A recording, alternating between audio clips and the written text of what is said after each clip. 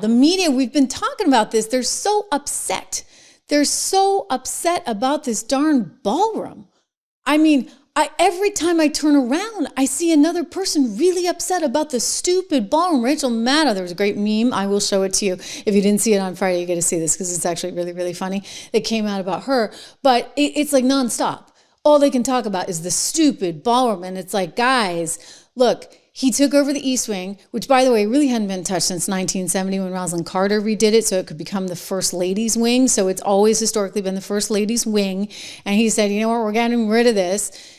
It's a mess. I'm going to tear it down, and I'm going to put up a ballroom. And I'm not going to charge the taxpayers for it. I mean, heck, Barack Obama, he went in there and had to redo the whole place for he and Michelle and the girls, because they couldn't live in such squalor as the White House.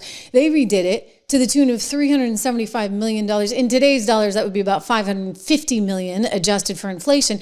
And they got rid of the tennis court and put in a basketball court. And the media went wild. Oh, this is fantastic. Well, you paid for that. I paid for that. All American taxpayers paid for that. And yet now we're getting a ballroom. And nobody's actually paying for it as a taxpayer. Instead, you've got all kinds of companies, including, this is the icing on the cake, Comcast, which owns MSNBC, and MSNBC cannot believe there would be such thing as a ballroom. Watch this. Is it Donald Trump to decide who succeeds him as the nominee? Nobody's going to succeed him. He's going to succeed himself. Let's just be real. He's not building that ballroom because he's planning on leaving. He's not going anywhere, and nobody's going to get him out of there. And by the way, the Supreme Court says you can't run again. He will just ignore the courts. And I'm happy to see Marco Rubio. I thought Steve Witkoff was our Secretary of State, so I'm happy to see that he's appeared and popped up somewhere. But he's not going to be the nominee. J.D. Vance is not going to be the nominee because Donald Trump is not going anywhere. And I understand that sounds crazy and wacko, but think about all the other crazy, wacko things that this president has done that we could not believe he'd ever do. And you see why he's going to run again in 2028, and he's not going anywhere unless the ravages of time take him away. He's not leaving that White House. Wow. Julie Reginsky, thank you. And this woman doesn't even challenge her on it. It's like, oh, Julie Reginsky, thank you so much for gracing us with your presence. She doesn't even say, wait, hey, really? I mean, that's again why I like Scott Jennings on CNN. And that's why it's the only show that's rating. I can't even, it's like 9 o'clock at night or something. They get the round panel and it's like Scott versus 10 other people because he's the only one that would listen to something like that and say, hey, wait a second. That's a pretty egregious, aggressive, wacko thing to say.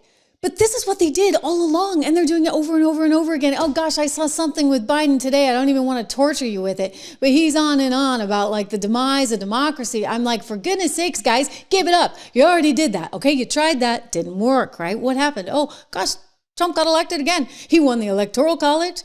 And he won the popular vote. So you keep telling us he's akin to Hitler. I mean, that's a pretty damn aggressive, awful thing to say. An insult, frankly, to the 5 million that were lost in the gas chambers thanks to Hitler.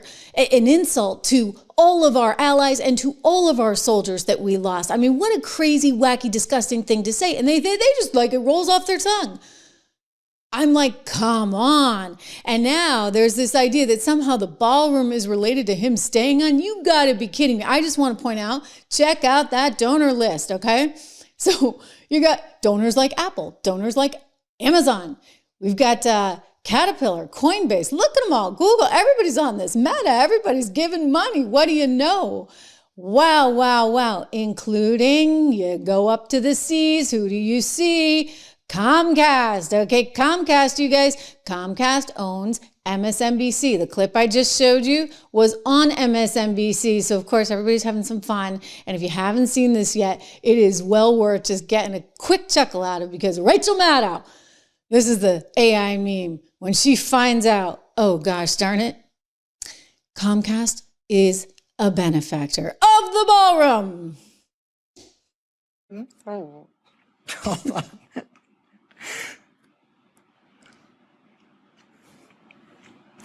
To at least 3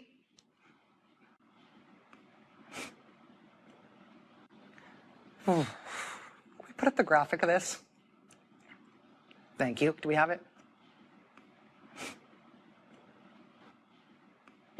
I think I'm going to have to hand this off. Yeah. It's funny, okay? It's really funny. So, I'm sure that none of them are happy right now. They're like, oh my gosh, our employer, the people who issue our paychecks, they are giving money to this stupid ballroom. Oh my gosh, heaven forbid. Did I see Disney on that list? I don't think I did. Okay, so the ABC folks can rest assured. I don't see Disney on the list, but the rest of them, oh my gosh, MSNBC, they are apoplectic right now. They cannot believe that it's come to this, that their employer, they must be happy that they're getting spun off, right? They must be really happy. Don't forget, Versant is coming up. Like in a matter of weeks, they're gonna actually formally cut the cord with Comcast. And, we'll see how that goes, shall we say. We shall see how it goes. It's really just kind of amazing.